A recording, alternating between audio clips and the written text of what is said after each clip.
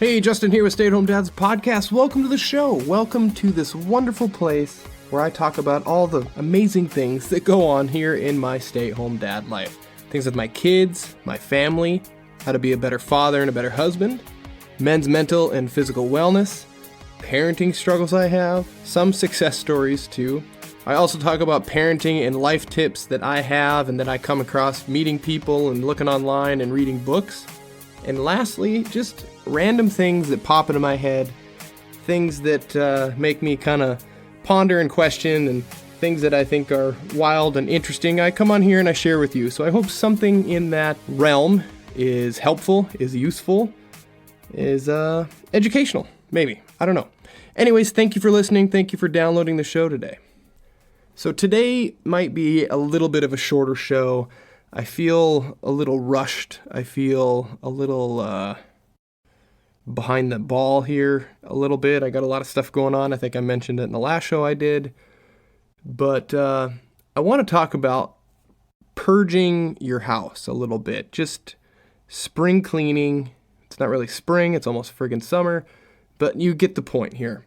We're setting up for a community-wide garage sale.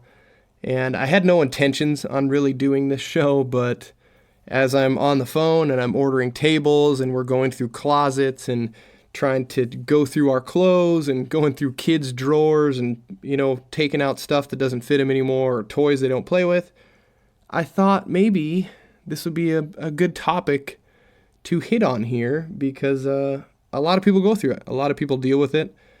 It's painful. It can be painful. It's hard to get our kids on board and all that. So that's kind of where I'm going today. Now, the first thing that I want to say is I've had this conversation, with my buddy a couple of weeks ago, and I think there's even posts on it, and there's funny little reels on Instagram about it. You've probably seen the one where the woman is cleaning her kitchen, right? She's doing the dishes. And then she goes to put one of those dishes away, and she opens that cupboard, and she sees something in there that doesn't belong. She's like, hey, this doesn't belong in the kitchen. This belongs upstairs in the bathroom. So then she takes that thing, and she takes it upstairs, goes and puts it away in the bathroom. And then she comes across something else in the bathroom. And then, oh, this isn't put away, or this is dirty. Let me grab something and clean this up really quick, right? And it just keeps snowballing. And then it gets back to her trying to make herself some dinner. But in order to make dinner, she had to do the dishes, right? And then it just goes and goes and goes. And I had a good conversation with my buddy about this, that I do the same thing. And he agreed he does the same thing too. I'll be doing something in the kitchen, and then I'll see something that I had brought in from the garage, right? And then I'll be like, shoot, what is this doing in here? I got to put this away. So then I go take this thing, pair of pliers or flashlight or something, go put it in the garage. And then I get to my garage, putting that flashlight away, and I see I have something on my workbench. I'm working on a string trimmer. That's what I was doing the other day. And it's half done because maybe I needed a part or maybe I needed to look up some information. So then I start tinkering with that again. All the while, I was doing something in the house. What was I doing? I don't even know. Cleaning my kitchen. See, I don't remember now.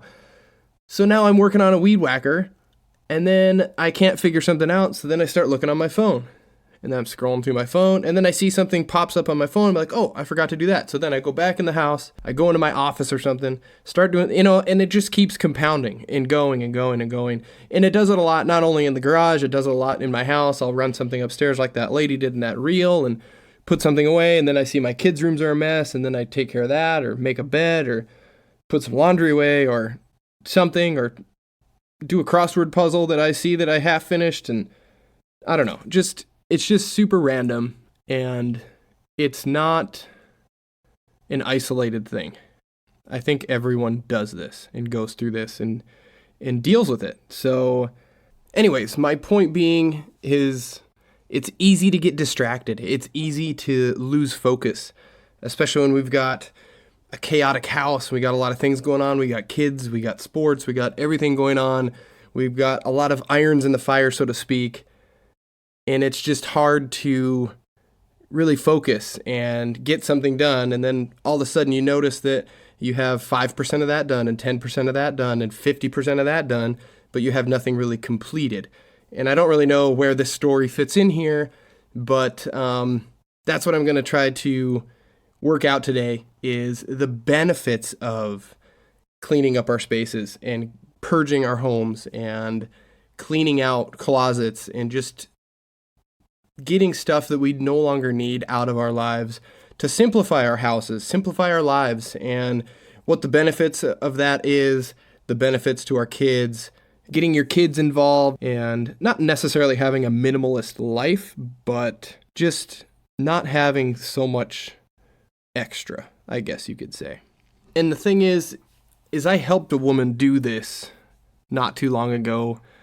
Just go through, it was a single car garage, and she needed help. And I know I've talked about getting into a business and doing some things, so I kind of am gearing myself towards this and doing cleanouts for people and helping people purge their stuff and organize their spaces and things like that and hauling it away for them. But anyways, I haven't really started that yet. It's just kind of in its infancy. But I've been helping this one woman who I've helped in the past, and she wanted help with this single car garage. And her sisters were there. It was her mother's house. And I'm not going to say a whole lot about, like, too personal. I don't want to put anybody on blast or anything, but it was their mother's house, and all three of these siblings were cleaning this house out. And it's been sitting vacant for a couple of years. So there's a dumpster there, and we get ripping and rearing to go.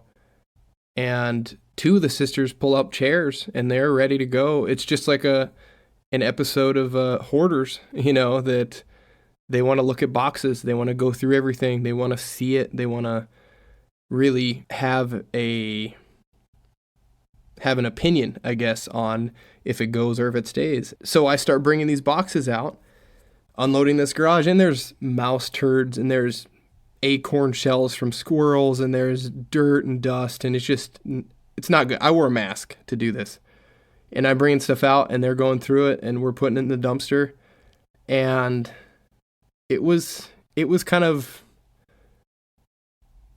I don't want to say traumatic, but it was hard for some of them to go through it and to do it. And one in particular, the main person that I'm working for, she was distraught. She was bothered by it.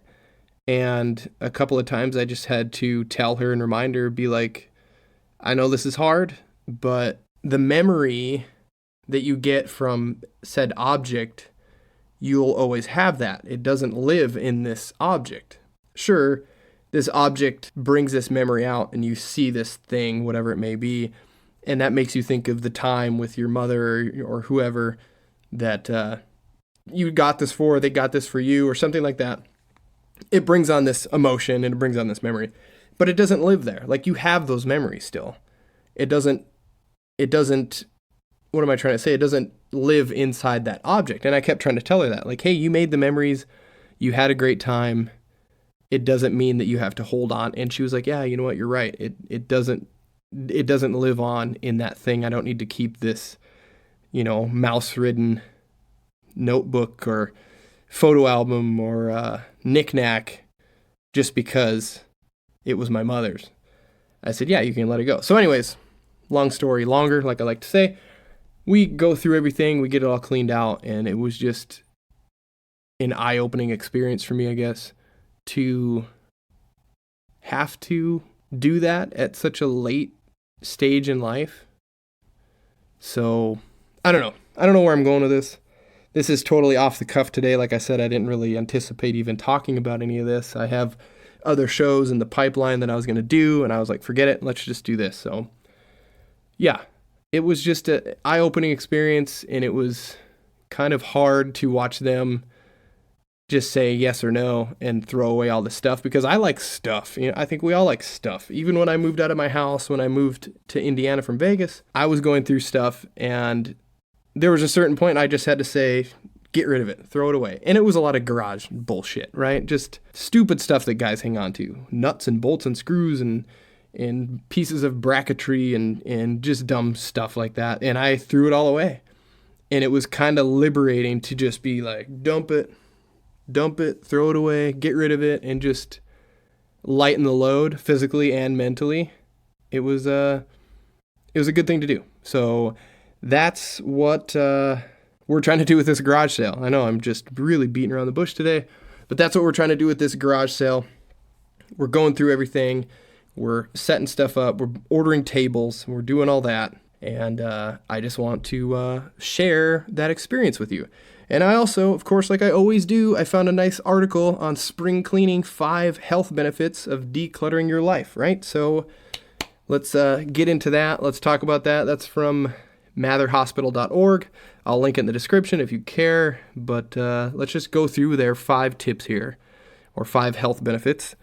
And then we're going to get into the benefits and the things it does for the kids. That's where we're going to go, and then we're going to wrap it up and be done. All right. This article says that the stress of clutter can be caused by a general lack of organization and the inability to find things when you need them, guilt over not using those items that you own, or even confusion over what you really need in your life, okay? That's what a lot of us kind of struggle with. According to an article on Psychology Today, clutter can have a psychological impact on your life. Living in a chaotic environment where the physical setting is noisy and disorganized can really hold you back from getting things done and feeling a sense of accomplishment. Interesting. So, here are the 5 benefits of letting go of your unnecessary items. Number 1, you'll have better concentration, they say. Do you want to work at a desk that's overflowing with papers? Is it difficult to focus when you're being distracted or having to move things out of your way to do your job? Say you're cooking in your kitchen, but your kitchen island and your countertops are covered with who knows what from the day. Maybe you brought your groceries in and dumped them there, and the kids are doing their homework there, and it's just a chaotic wreck, right? Well, that's what they're talking about. If you get rid of that stuff, you have a clean workspace, whether it's your office or your kitchen or your garage or wherever, you have a nice clean workspace, bathroom counters. Oh my gosh, once you have kids, bathrooms are like a whole nother animal. The toothpaste, how do they get toothpaste everywhere? Anyways, that's a different story. It's cleaning. But anyways, clean surfaces, clean workspaces helps you concentrate much better. A neuroscientist at Princeton University found that people's task performance increased in an organized environment versus a disorganized environment. The study showed that the typical clutter in your environment competes for your attention, causing you to decrease productivity and increase stress. I agree with that. Even sitting here in my little basement desk and I've got stuff around, it's a little distracting. Or even when I'm sitting in my office upstairs and I'm trying to write my thoughts down and construct a rough outline for a podcast or a YouTube video, and I have things around or my phone around, it's really hard to focus on what you're doing. I even have to have no TV, no music. I don't like all the sound. I hate all that. I know I've talked about that before, but nice and quiet, that's what I like. Clean area, put your phone away, better concentration. All right, that was a long-winded answer there. Number 2, they say you'll sleep more soundly. They ask, do you lie in bed staring at a messy closet and a pile of laundry that you forgot to put away and feel stressed out? That happens, right? That does happen. I always hate it when I go to bed or get ready to go to bed and I forgot to fold the laundry or I even forgot to make the bed. I think that's a big deal too, even just making your bed in the morning, because when you're done with your day and you're getting ready to go to sleep and then you come into your bedroom and the bed is a freaking wreck, it's stressful. Kind of makes you feel a weird way, right? So just one of those things. It says a study by the American Academy of Sleep and Medicine found that people who doze in cluttered rooms are more likely to develop sleeping problems and are at higher risk of developing hoarding disorder. Ugh! Hoarding disorder? No. We've all watched that show. I have. My daughter calls it the garbage show because that's all these people live in. It's a trash house. It's crazy. So they say clear out the clutter in your bedroom, create a more calming environment for yourself to catch better sleep. All right, number 3, they say your mood will improve. I 100% agree with this. I agree with all of these, actually. It says clutter can make you cranky and sends a visual signal that things are not in the place that you want them. It causes sadness, anger, and even self-deprecation. They say clutter has a profound effect on our mood and self-esteem. Number 4, you'll be able to let go of the past. This kind of goes back to my example with the lady that I was working for in cleaning out the garage.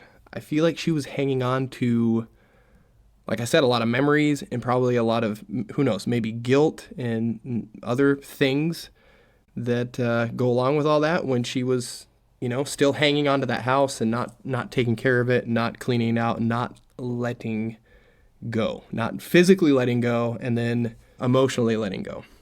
This article says we tend to associate material objects with specific events or people and in turn hold on to them after they've lost their value or relevance. 100% agree. Like a little tchotchke from a vacation, or a piece of clothing that you got from somebody that passed away, or something that a piece of art or something like that maybe you got on your who knows when, and the person's gone or they're broken up or who knows, whatever, on and on, right? So it helps you let go of the past. When you get rid of these things and let go and move on, it just helps with that. Number 5, you can turn your focus to accomplishing goals. And that's what's important. That is what's important. Accomplish your goal instead of dwelling on things and being stressed out with objects and being stressed out with a clutter-filled house that you're always trying to catch up on. You're always trying to keep up on and doing this and doing that and organizing this. And it's a never-ending cycle because your house is so full. It never lets you focus on your dreams and your goals. Article says that when you let items pile up, it can stand as a reminder of projects you have to finish or goals you have yet to accomplish. They say sometimes this can be good. For an example, a resistance band or some dumbbell weights in the corner of your living room may be a daily reminder that you need to work out. But they say if that same gym equipment sits in the corner unused for months and it turns into clutter, just like people's treadmills do, and they turn into a hanging rack for your clothes, then instead of motivating us, they hold us back, right? So there's a few tips, I guess, from matherhospital.org on decluttering your life, decluttering your house. And like I said, I agree with all those. I think it's really important to just clear stuff out, stuff that you're not going to use, stuff that you're hanging on to for who knows what of a reason. Guys like myself, I like to hang on to stuff because I think I'll use it one day. I think I might put that to work. And I never do. And it sits there and it sits there, and then I move. That's what it takes. It takes me moving homes to be like, yeah, I don't need this, and I chuck it. But also the same thing could be said for buying stuff too, because I feel like we, as people, as society, we buy too much stuff as well. It's easy. It's so easy to just accumulate and buy stuff and collect things, and whether it's collectibles or it's things for your home or it's candles or it's things you see online and you're like, oh, that's cool, I might need that. But you really don't need it, but it's cool and you buy it. I don't know.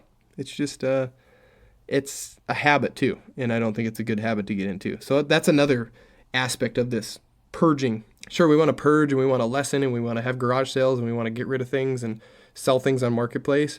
But at the same time, we need to really think about what we're buying. Think about what we're bringing into the house, not only what we're getting rid of.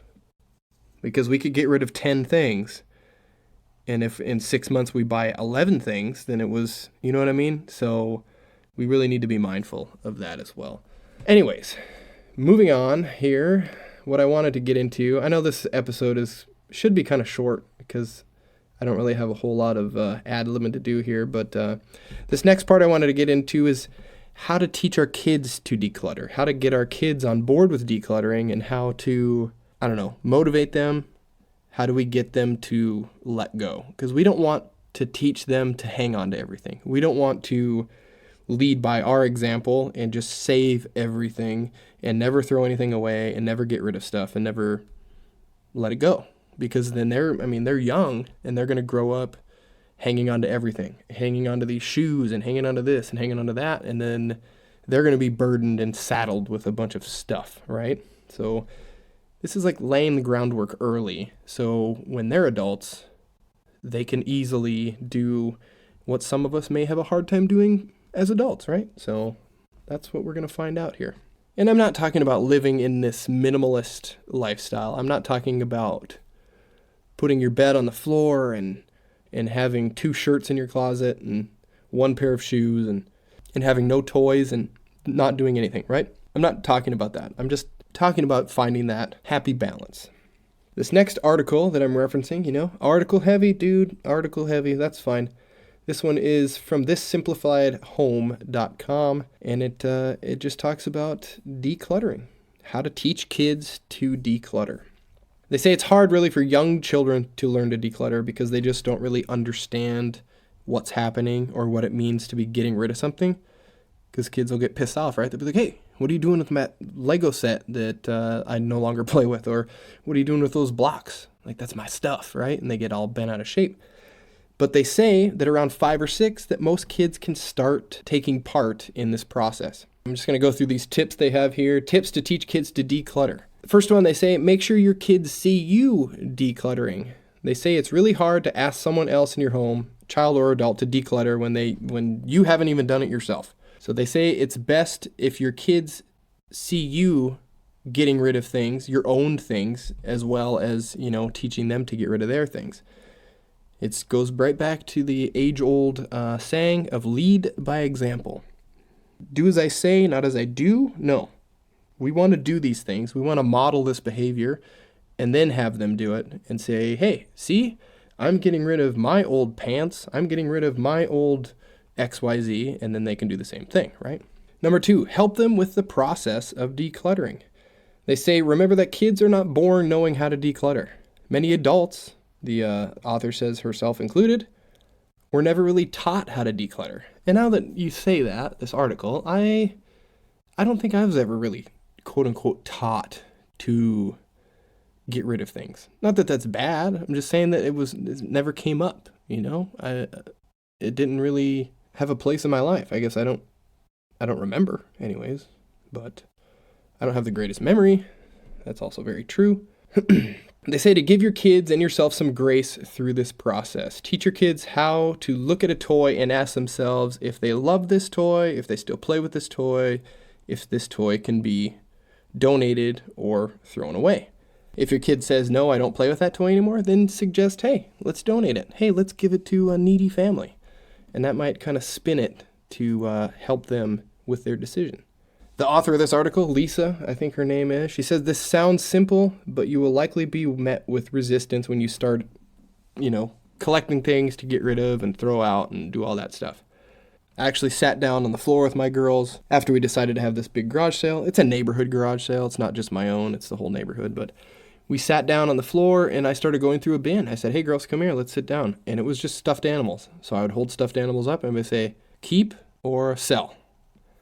And we just went through one at a time. And I really wanted them to answer me. I didn't want myself just to make the decision. I wanted them to answer me and say, yes, get rid of that. I wanted to, like she said, work that muscle of decluttering. I wanted them to answer me and say, yeah, get rid of that. I don't want that. I'm done with that toy.